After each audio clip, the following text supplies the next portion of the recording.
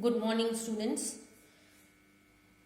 पिछली टर्म तक आइसोमेरिज्म के बारे में आपको बताया था कि उपसहसंयोजक यौगिकों में किस किस प्रकार की आइसोमेरिज्म या समावयवता उपस्थित होती है और इन्हें कैसे अपन डिस्ट्रीब्यूट या डिवाइड करके कौन कौन से भागों में इनको डिवाइड किया जा सकता है, कितने प्रकार की होती हैं और उनके एग्जाम्पल्स के बारे में स्टडी किया था।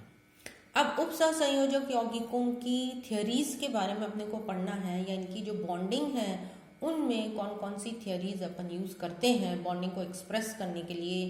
केवल बॉन्डिंग को ही समझाने के लिए नहीं, इनके बीच में उपस्थित जो बंध होता है उसके पश्चात इन यौगिकों की जो प्रॉपर्टीज हैं उनको अपन उस थ्योरी के द्वारा किस तरीके से समझा सकते हैं उनके बारे में अपने को स्टडी करना है। तो जैसे अगर अपन देखें कॉम्प्लेक्स का कंपाउंड्स अगर अपन लेते हैं, इन कॉम्प्लेक्सेस में या इन कॉम्प्लेक्सेस की मैग्नेटिक प्रॉपर्टीज क्या होंगी, इनका कलर कैसा प्राप्त होगा या ये किस प्रकार की अभिक्रियाएं करेंगी, ये सारी जो प्रॉपर्टीज हैं वो उस थ्योरी द्वारा एक्सप्लेन होनी चाहिए। तो इससे पहले कि अपन उनको डिस्कस करें, सबसे पहले अपने को डी ऑर्बिटल्स, क्योंकि ये ट्रांजिशन मेटल्स में के कॉम्प्लेक्सेस के बारे में अपन स्टडी कर रहे हैं, तो डी ऑर्बिटल्स के आकार या स्ट्रक्चर या शेप के बारे में अपने को स्टडी करना है। तो डी ऑर्बिटल्स जैसे कि आपको पता है कि 5 प्रकार के होते हैं और इसमें टोटल इलेक्ट्रॉन्स जो हैं वो 10 इलेक्ट्रॉन्स इसमें आ सकते हैं।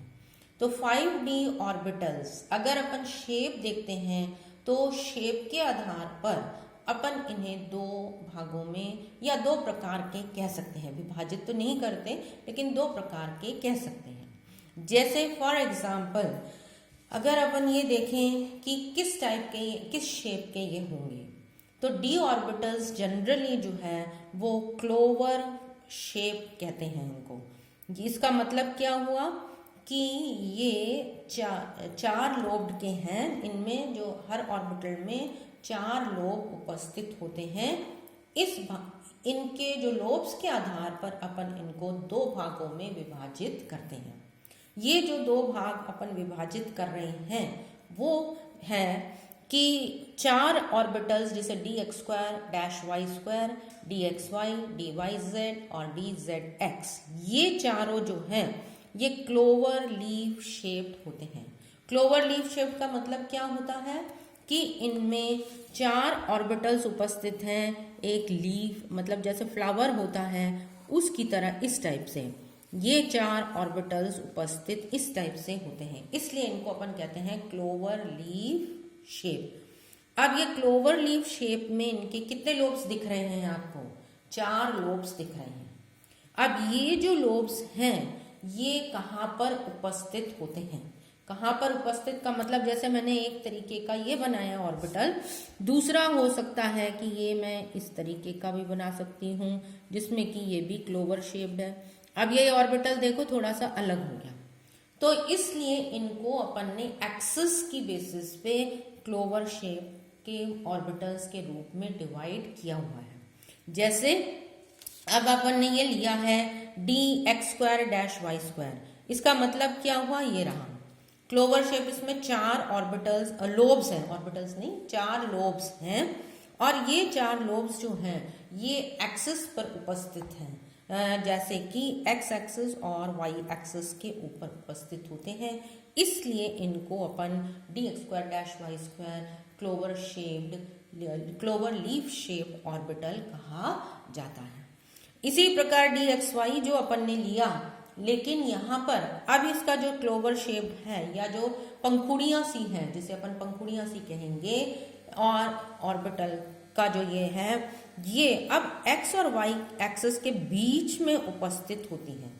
बीच का मतलब क्या है, ये एक्चुअल में ऑर्बिटल्स का मतलब क्या होता है कि जहां पर इलेक्ट्रॉन पाने की सबसे अधिक संभावना होती है। तो ये एक्सिस के बीच में, अब कौन कौन सी एक्सिस के बीच में है, x y, इसलिए इसको अपन ने क्या कह दिया dxy।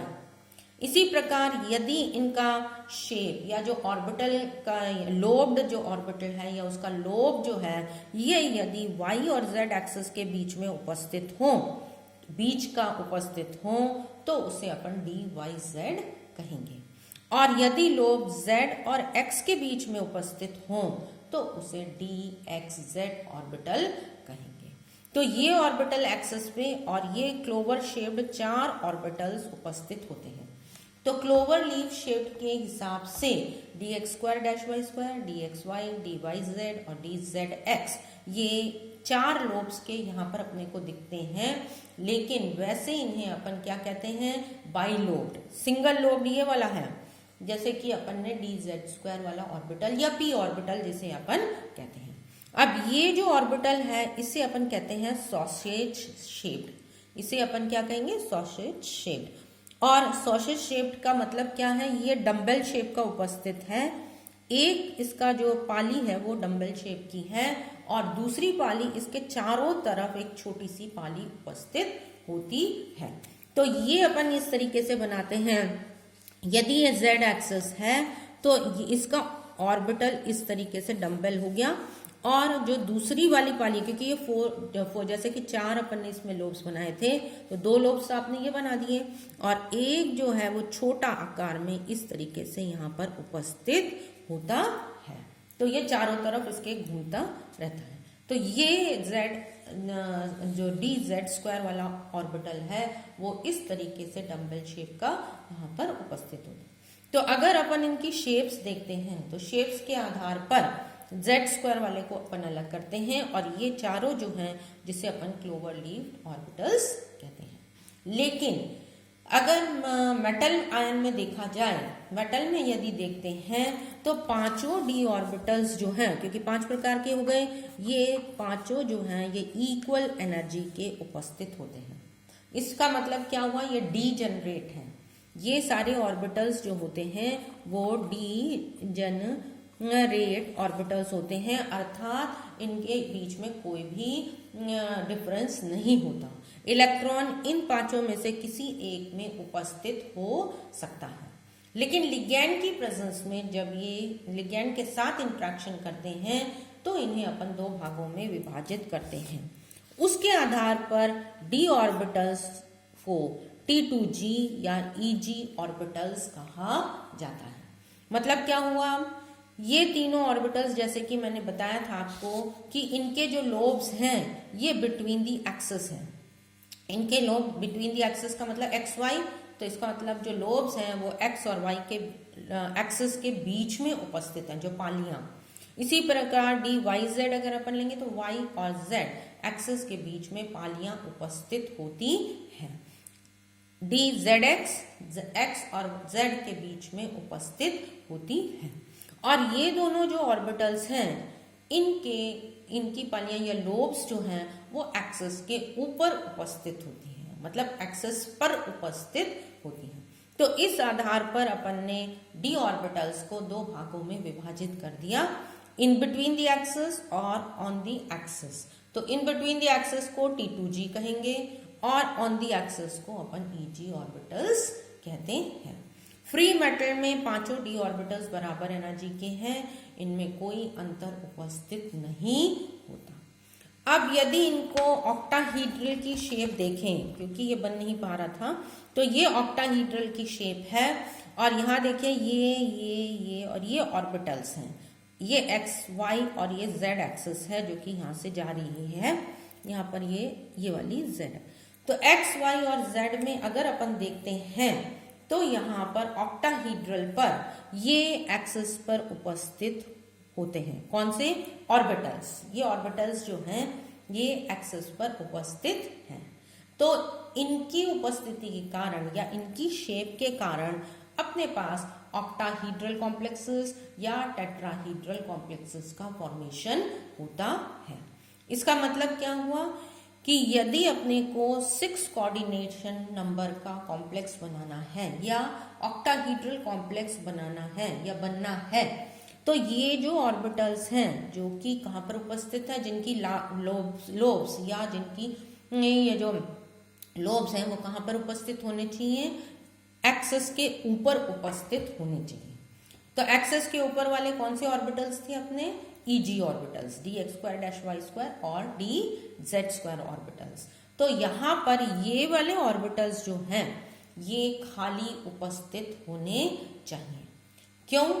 क्योंकि यदि ये ऑर्बिटल्स भरे हुए हों तो मेटल अपने इलेक्ट्रॉन्स को या लिगैंड जो अपने ये तो मेटल के ऑर्बिटल्स हैं, सॉरी, लिगैंड अपने इलेक्ट्रॉन्स को कहाँ पर डोनेट करेगा? इलेक्ट्रॉन रिपल्शन के कारण भी जो कॉम्प्लेक्स बनेगा वो स्टेबल नहीं बन सकता। इसलिए ऑक्टाहेड्रल कॉम्प्लेक्सेस में जो ये ऑर्बिटल्स हैं, ईजी ऑर्बिटल्स, जो टर्मिनोलॉजी अपन ने दी है वो वेकेंट उपस्थित होने चाहिए। इसी प्रकार टेट्राहीड्रल कॉम्प्लेक्स में जब अपन लेते हैं जिनकी कोऑर्डिनेशन नंबर 4 हो, वहां पर अपने दो प्रकार के कॉम्प्लेक्सेस, दो प्रकार की शेप्स प्राप्त होते हैं, square planar and tetrahedral. Square planar complexes में क्योंकि आपको पता है कि जो ऑर्बिटल्स या जो शेप बनेगी वो इस तरीके से बनती है, ये मेटल हो गया और ये चारों लिगैंड्स हो गए। अब ये लिगैंड्स भी अगर आप देखेंगे तो ये एक्सिस के ऊपर उपस्थित इस तरीके से स्क्वायर प्लेनर पर उपस्थित दर्शाए जाते हैं या दिखते हैं। तो इसलिए dx²-y² वाला जो ऑर्बिटल है ये अपने को एम्प्टी उपस्थित होना चाहिए। किस केस में? जब अपन स्क्वायर प्लेनर कॉम्प्लेक्सेस यहाँ पर लेते हैं। तो इस तरीके से जो बॉन्डिंग अपन दर्शाएंगे या पढ़ेंगे उसमें अपने को ये ध्यान में रखना है कि कौन कौन से ऑर्बिटल्स खाली होने पर ऑक्टाहीड्रल, टेट्राहीड्रल या स्क्वायर प्लेनर कॉम्प्लेक्सेस यहाँ पर बन सकते हैं। तो ये वैलेंस बॉन्ड थ्योरी या क्रिस्टल फील्ड थ्योरी पढ़ने से पहले अपने को डी ऑर्बिटल्स के स्ट्रक्चर्स के बारे में और किस प्रकार से लिगैंड और मेटल एटम की ओवरलैपिंग होगी उनके बारे में अपने को ज्ञात होना चाहिए।